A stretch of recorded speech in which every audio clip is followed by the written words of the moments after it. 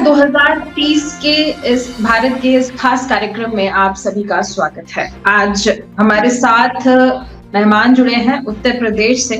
दरअसल हमारे साथ अलग अलग मेहमान जुड़ते रहते हैं और उनसे चर्चा यही रहती है कि आखिर भारत देश को मिले सतत विकास लक्ष्य जो है वो कैसे हासिल हो पाएंगे।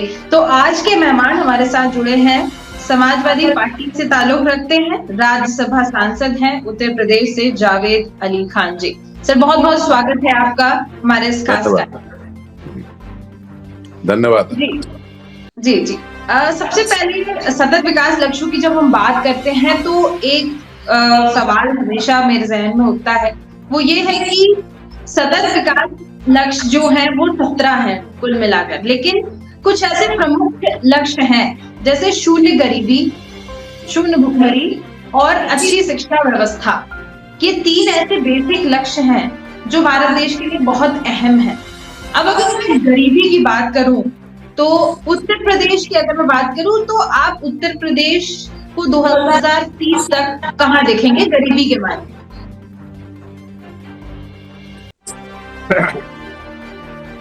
देखिए, गरीबी दूर करना जी हर सरकार का लक्ष्य होना चाहिए।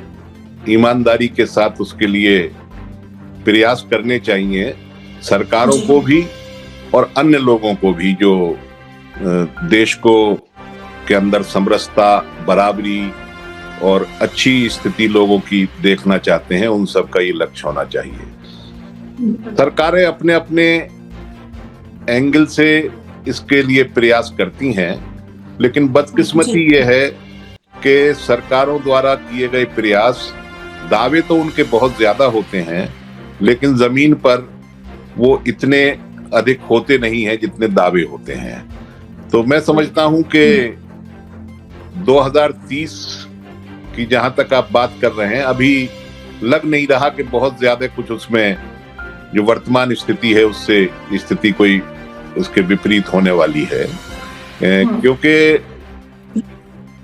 लक्ष्य तय करना एक अलग बात है और उसके लिए ईमानदाराना प्रयास करना एक अलग बात है। मैं समझता हूं कि जब तक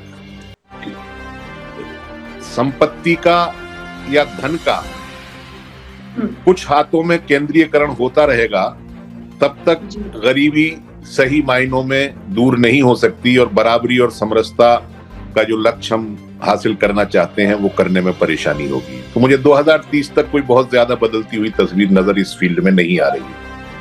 सर, आपने ये चीज कही कि लक्ष्य तय करना अलग बात है और उन चीजों को लागू करना अलग बात है, ग्राउंड लेवल पर काम करना अलग बात है। जाहिर सी बात है क्योंकि 2030 के लक्ष्य तो मिल गए हैं, लेकिन जब हम ग्राउंड लेवल पर उतर कर देखते हैं तो चीजें कुछ खास बेहतर दिखाई नहीं देती है।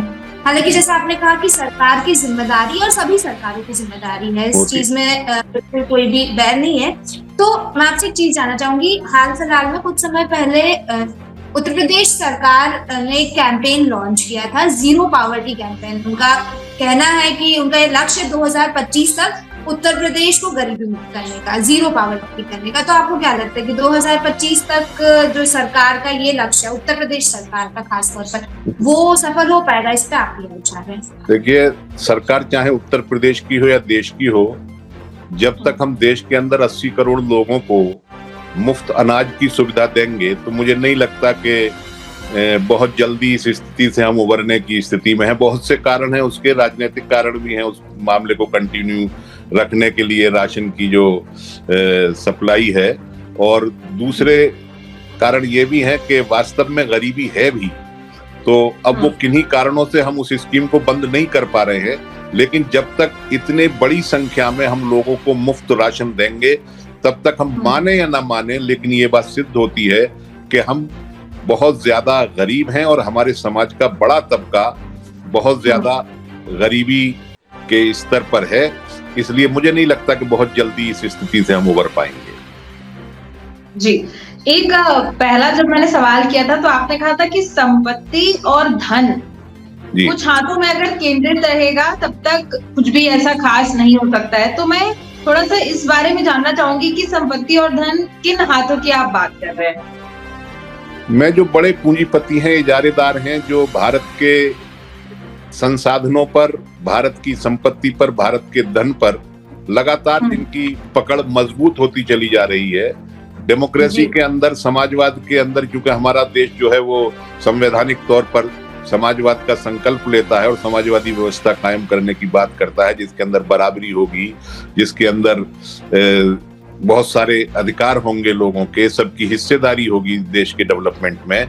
वहां संसाधनों पर कुछ खास लोगों का या एक खास वर्ग का, जो बड़े इजारेदार पूंजीपति हैं, उनका लगातार पकड़ उनकी मजबूत होती चली जा रही है और जनता की पहुंच से प्राकृतिक संसाधन और दूसरे संसाधन दूर होते चले जा रहे हैं और वो फिर उसकी कीमत वसूल करते हैं। जिन लोगों के पास वो संसाधन हो जाते हैं उसके उपयोग के लिए या उसका बंटवारे के लिए वो फिर उसकी मनचाही कीमत वसूल करते हैं।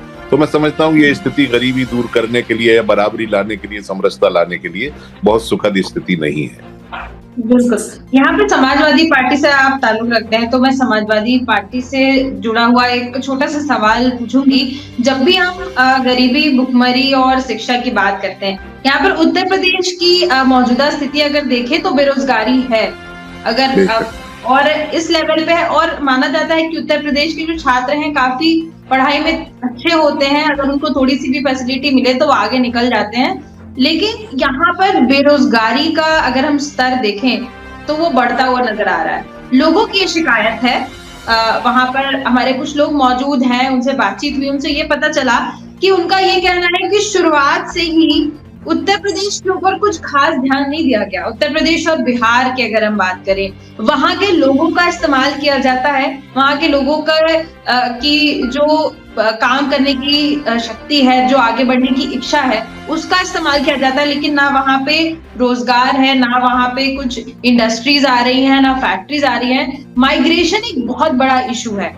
तो लोगों का कहना है कि कोई भी सरकार रही हो, चाहे वो समाजवादी पार्टी रही हो, चाहे वो बहुजन समाजवादी पार्टी रही हो या भारतीय जनता पार्टी रही हो, कभी भी किसी भी सरकार ने इस राज्य के ऊपर या इन राज्य के लोगों के ऊपर ध्यान नहीं दिया है। इस पर आप क्या कहेंगे?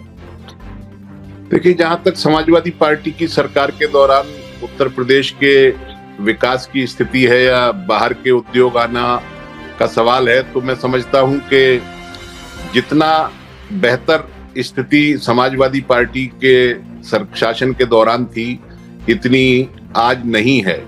आप जितनी भी इंडस्ट्री नोएडा में नई इंडस्ट्री देखते हैं, वो सब अखिलेश यादव जी जब हमारे मुख्यमंत्री थे उसी दौरान की आई हुई है। और पहले कार्यकाल में मानते हैं जावेद अली खान जी, क्योंकि नोएडा तो पूरा इंडस्ट्रियल एरिया है। नोएडा के अलावा अगर हम और भी सिटीज की बात करें तो कहीं भी ऐसा कुछ नहीं है, लोग पलायन करके नोएडा चले जाते हैं। नहीं, नोएडा उत्तर प्रदेश में ही है। अगर उत्तर प्रदेश के लोग नोएडा में आकर के रोजगार तलाशते हैं तो उसको पलायन की दृष्टि से नहीं देखा जाना चाहिए।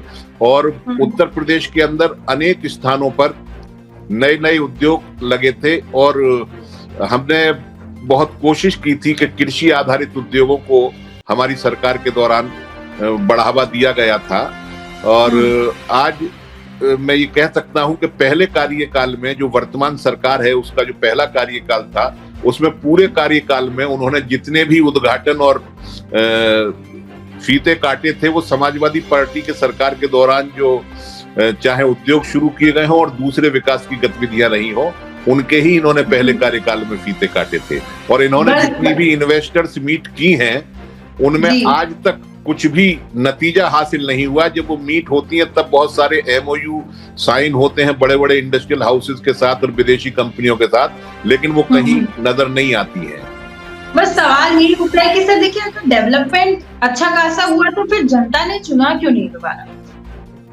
देखिए, जनता के चुनने के बहुत सारे कारण होते हैं। मैं आपको नाम याद होगा, मणिपुर में एक शर्मिला इलोम है, जो वहां जो कानून लगा हुआ था उसके खिलाफ उन्होंने कितनी लंबी भूख हड़ताल की थी और कितना व्यापक उनके लिए लोगों का समर्थन होता था। लेकिन जब वो चुनाव में गई तो उन्हें 300 कुछ वोट मिले थे एक MLA का चुनाव लड़ने के वक्त पे, जबकि बहुत लोकप्रिय वहां की शख्सियत रही थी। तो चुनाव के दौरान बहुत सारे कारण होते हैं, बहुत सारे। अब दिल्ली में जब सरकार बनती है या पिछले लोकसभा के चुनाव में जो विपक्षी दलों की स्थिति मजबूत हुई और अकेले भारतीय जनता पार्टी सरकार में नहीं आई, तो भारतीय जनता पार्टी का क्या कहना था? उसका कहना यह था कि भ्रम पैदा कर दिया। तो अपोजिशन में रह करके तो दूसरी पार्टियां भ्रम पैदा करती हैं, तो सरकार में रहने वाली पार्टी किस हद तक भ्रम पैदा कर सकती है वो आप अंदाजा लगा सकती हैं। तो मैं यही कहना चाहूंगा कि चुनाव के लिए बहुत सारे फैक्टर होते हैं, अकेला विकास फैक्टर नहीं होता है। लेकिन सर मेन अगर मैं कहूँ तो फैक्टर तो विकास ही होना चाहिए। अगर बहुत से मुद्दे हो जाते हैं बिल्कुल इस बात से मैं आपकी सहमत हूँ। मैं इस बात से पूरी तरीके से सहमत हूँ आपकी कि चुनाव के वक्त विकास को मद्देनजर रखा जाना चाहिए और बुनियादी मुद्दा जो है वो विकास ही होना चाहिए चुनाव का। लेकिन अब ये मंदिर मस्जिद के सवाल कहाँ लेकर के जाएंगे, और फिर जिस तरीके से छोटी छोटी घटनाओं को मीडिया के माध्यम से प्रचारित किया जाता है, जो रस्सी का सांप बनाया जाता है, सांप की रस्सी बनाई जाती है, ये सारी चीजें भी बहुत। बस वही है ना कि पार्टियां समझती नहीं है कि जनता को भी एक वक्त पर समझ आएगा। जनता मूर्ख नहीं है, एक बार धोखा हो सकता है, 2 बार हो सकता है, तीसरी बार तो समझ जाएगी जनता, और जहां उनको सही लगेगा उसी डायरेक्शन में जाएगी। जी दामिनी, तीसरी बार में काफी कुछ समझी है जी। काफी बड़ा बदलाव देखने को मिला है हालांकि इस बार सर, और विकास है जाहिर तौर पर एक मुद्दा होना चाहिए। और विकास के साथ साथ एक और मुद्दे पर मैं थोड़ा सा लाइट डालना चाहूंगी, शिक्षा। क्योंकि हम अक्सर देखते हैं कि जो चुनाव के पहले प्रचार प्रसार होता है, जो बड़े बड़े वादे किए जाते हैं सरकारों द्वारा, उसमें कहीं भी शिक्षा को उतनी इम्पोर्टेंस नहीं दी जाती जितनी देनी जानी चाहिए। हालांकि एक लक्ष्य हमारा शिक्षा भी है कि 2030 तक भारत देश में शिक्षा का जो स्तर है वो एक बेहतर पैमाने पर पहुंच जाना चाहिए। तो क्या लगता है आज की जो स्थिति है, जिस तरह से शिक्षा मिल रही है युवाओं को, आज के बच्चों को, क्या 2030 तक भारत देश उस लेवल पर पहुंच पाएगा कि लोगों को बेहतर शिक्षा मिल सके? देखिए, मेरा मानना यह है कि शिक्षा का क्षेत्र जो है आजादी के बाद से भारत में प्रत्येक राज्य में, चाहे कोई सा भी राज्य रहा हो, उस पर इतना ध्यान नहीं दिया गया जितना दिया जाना चाहिए था। कारण क्या रहे हैं इसके लिए बहुत लंबी बहस हो सकती है, बहुत लंबी चर्चा हो सकती है, लेकिन मैं यही कहना चाहूंगा कि शिक्षा को प्रायोरिटी पर रखा जाना चाहिए। मैंने शुरू में अपनी बात के कहा था कि लक्ष्य तो हम तय कर लेते हैं, लेकिन उन लक्ष्यों को दोबारा से उनका हम समीक्षा नहीं करते कि हम कितना पूरे कर पाए, कितने नहीं पूरे। मैं 2-3 उदाहरण आपको देना चाहूंगा। जब न्यूक्लियर डील हुई थी तब कहा गया था कि 1924 तक भारत के अंदर बहुत सस्ती बिजली हम जो है नाभिकीय ऊर्जा से पैदा करेंगे, यूरेनियम खरीदने के लिए हम समझौता करना है बहुत अच्छी, और 2024 तक हम यूरेनियम इस्तेमाल करेंगे और 2024 के बाद हम थोरियम पर चले जाएंगे। जब न्यूक्लियर डील हो रही थी 2008 की मैं बात कर रहा हूँ, और 2024 तक सबको बिजली मिल जाएगी, बहुत सस्ती मिल जाएगी। लेकिन आज की स्थिति क्या है, वो नहीं हो पा रही। अब हम सौर ऊर्जा का लक्ष्य तय कर रहे हैं, तो सौर ऊर्जा में हमने 22 में एक लक्ष्य निर्धारित किया कि हम 50% जो है 2022 तक या 23 तक हम बिजली जो है सौर ऊर्जा से जो कंजप्शन है घरेलू कंजप्शन वो लेना शुरू कर देंगे। लेकिन अब हमने बढ़ा करके उसे 2030 कर दिया है। अब 2070 तक हम जो है अपने लक्ष्यों को ले जा रहे हैं। तो डेडलाइन बढ़ाते चले जाते हैं, उस समय सीमा को हम लगातार आगे करते चले जाते हैं जो लक्ष्य तय करते हैं। लेकिन यह है कि शिक्षा के क्षेत्र में ये जो लक्ष्य भी हम तय करें उसे गंभीरता के साथ करना चाहिए। जब तक शिक्षा सबके लिए उपलब्ध नहीं होगी, सबके लिए सस्ते दामों पर शिक्षा उपलब्ध नहीं होगी, तब तक हम शिक्षा के क्षेत्र में बहुत ज्यादा प्रगति नहीं कर सकते हैं। और बदकिस्मती ये है कि हमारे देश में शिक्षा का स्तर तो यकीनन बेहतर हुआ है, लेकिन वो लगातार महंगा होता चला गया है और आम आदमी की पकड़ से शिक्षा दूर होती चली गई है। सरकारी संस्थानों में बुरी हालत हो गई है, वहां इतना लोड हम ले नहीं सकते, तो हम उसको बढ़ाने की बजाय नए नए प्राइवेट संस्थाएं जो है निजीकरण उसका शिक्षा का करते जा रहे हैं। निजीकरण तो एक हद तक समझ में आता है, लेकिन व्यवसायीकरण उसका हो रहा है। शिक्षा को जो है पूरे तरीके से हमारे देश के अंदर आज अच्छी शिक्षा को उद्योग के तरीके से ट्रीट करते हैं लोग, उसमें पैसा लगाते हैं, इन्वेस्टमेंट करते हैं, प्रॉफिट पैदा करते हैं, जबकि शिक्षा जो सामाजिक सरोकार होना चाहिए था। तो मैं समझता हूं कि शिक्षा के क्षेत्र में जरूर हमें प्रयास करना चाहिए और हमारी सब सरकारों को ईमानदाराना उसके लिए प्रयास बहुत जरूरी है उसके। बिल्कुल। चलिए एक आखिरी सवाल, क्योंकि समय सीमा है, तो एक आखिरी सवाल मैं आपसे पूछना चाहूंगी कि आपको क्या लगता है कि भारत देश की सबसे बड़ी समस्या क्या है? सबसे बड़ी समस्या क्या है? और साथ ही अगर समाजवादी पार्टी को अवसर मिला तो समाजवादी पार्टी किस तरीके से बदलाव ला सकती है? देखिए, मुझे लगता है कि भारत के अंदर, मैंने जैसे कहा कि संसाधनों पर कुछ लोगों का कब्जा है और सबकी भागीदारी देश के विकास में समाज के सभी वर्गों की नहीं है। ये एक बहुत बड़ी समस्या है। बेरोजगारी और शिक्षा के जो सवाल हैं वो बहुत महत्वपूर्ण हैं, लेकिन वो बगैर सब लोगों की बराबर भागीदारी के देश को आगे बढ़ाने में और देश को मजबूत करने में सबकी बराबर भागीदारी होनी चाहिए और सबका प्राकृतिक संसाधनों पर और देश के दूसरे संसाधनों पर सबका बराबर का हिस्सा, जितनी उनकी संख्या है उसके हिसाब से होना चाहिए। तो वो काम करना चाहिए। मैं निश्चित रूप से इसको जातीय जनगणना की तरफ अपनी बात को लेकर के जाना चाहूंगा। जब जातीय जनगणना होगी तो हमें पता चलेगा कि समाज में कौन वर्ग कितना है, कितना लाभ ले रहा है, कितना योगदान दे रहा है। वो प्रयास करना चाहिए कि लाभ भी बराबर बटे और रेस्पॉन्सिबिलिटी जो देश के विकास के लिए वो भी बराबर हो। इसके लिए तो जातिगत जनगणना आपको नहीं लगता कि कहीं ना कहीं सही नहीं है भारत देश के लिए? ऑलरेडी देख रहे होंगे आप कि जाति को लेकर कितना विवाद है भारत देश में। अगर ये पता चल जाए कि इस पर्टिकुलर जाति के लोग ज्यादा हैं, इस पर्टिकुलर जाति के लोग कम हैं, तो कहीं ना कहीं वो आपसी जो सामंजस्य भी बना हुआ है वो भी नहीं बना रहेगा।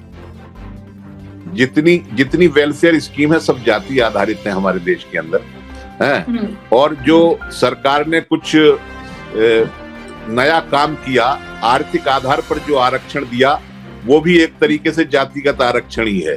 अगर वो सामान्य वर्गों को आर्थिक आधार पर जो आरक्षण दिया है, तो अगर सामान्य कह रहे हैं तो उसके अंदर सभी जातियों के लोग आर्थिक आधार पर आने चाहिए थे उस 10% रिजर्वेशन में, लेकिन वो एक तरीके से सवर्ण आरक्षण बन करके रह गया है।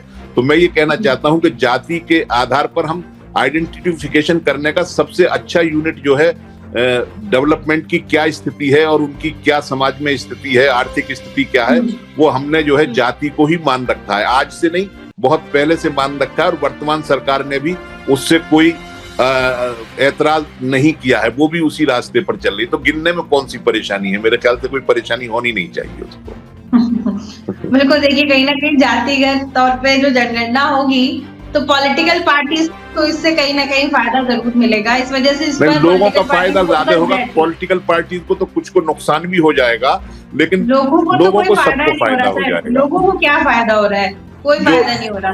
बेचारे वोट जाते हैं, वोट देते हैं, वापस आ जाते हैं, उनको पता भी नहीं चलता कि उनके वोट गए कहाँ और उनका क्या हुआ। जो विकास की रफ्तार में पिछड़ गए हैं उनको टारगेट करने में, उनको आगे लाने में थोड़ी मदद मिल जाएगी उससे। बिल्कुल। चलिए, आपने बहुत अच्छी बातें बताई। आपने सबसे पहले ये कहा कि संपत्ति और धन जिनके हाथ पे केंद्रित है, सबसे पहले संभालने की उसको जरूरत है। तो ये बड़ी बात है अगर इसको गंभीरता से लिया जाए तो। और बहुत सी ऐसी बातें आपने बताई, अगर उनको हम सामने रखते हैं, उन पर काम करते हैं, तो हो सकता है हम लक्ष्य के कुछ करीब पहुंच जाए। तो बहुत बहुत धन्यवाद सर हमारे साथ जुड़ने के लिए और तमाम अच्छी बातें करने। Thank you very much. Thank you so much. नमस्कार। नमस्कार सर, थैंक यू।